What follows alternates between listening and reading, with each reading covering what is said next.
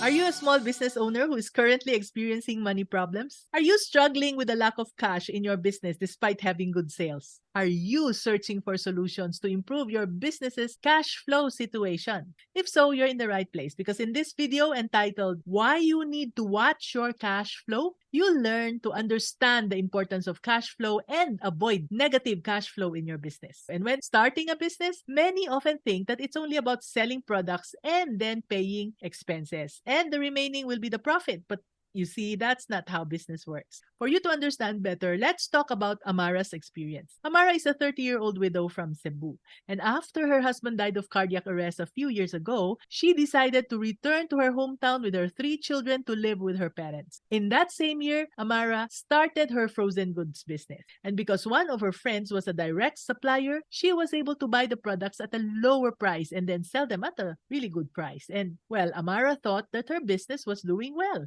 She was selling a lot of her products, but she was wondering why she was always short of cash to pay her supplier. Now, there were times when she had to use her personal savings to restock her products and pay for emergency expenses. But Amara actually didn't record her transactions diligently. She was busy with the other things in her business that she didn't have time to track her expenses carefully. She only relied on the receipts she got from her frozen goods supplier, and she didn't bother to keep the receipts from the other expenses. For instance, when she had to hire a repairman to fix her equipment, she didn't bother to ask for a receipt. She already knew there was a problem, but she kept brushing it off. And not too soon, she was losing more money. Now, a nagging voice told Amara that she had to do something about her situation, but she wasn't sure what to do, and she had no business background or accounting experience. So she tried calculating everything with the receipts that she had. And unfortunately, the business cash she had on hand didn't match her computation. And so, after gathering enough courage, she reached out to me through one of her friends who happened to be also my mentee.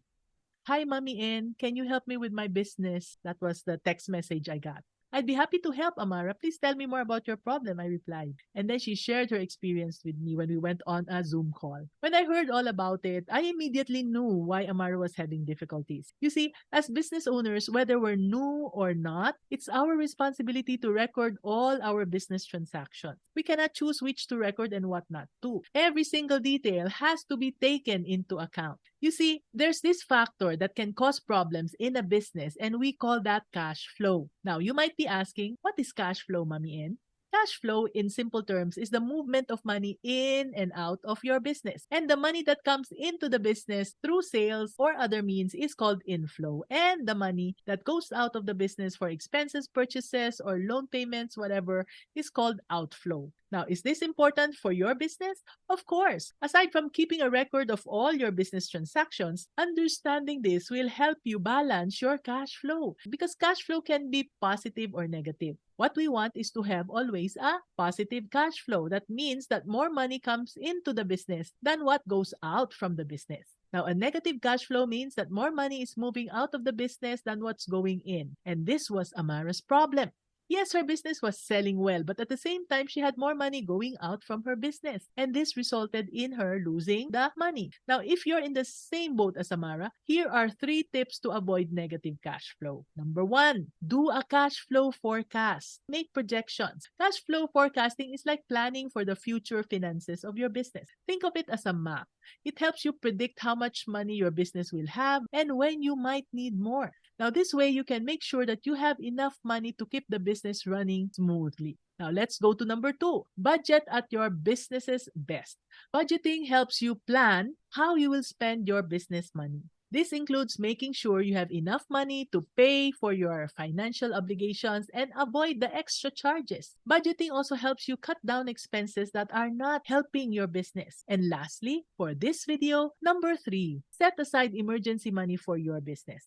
Don't go buying stuff, equipment, or stocks that you might not really need yet just because your business is doing well. You can do that when you have the budget as mentioned in number 2. So save up. This will help you pay for unexpected expenses that would arise. And creating an emergency fund will enable you not to get tempted to dig out your personal money. So Going back to Amara's problem, it's not only about the sales that she has to look into. As a business owner, she has to watch out for negative cash flow as it will lead to financial difficulties.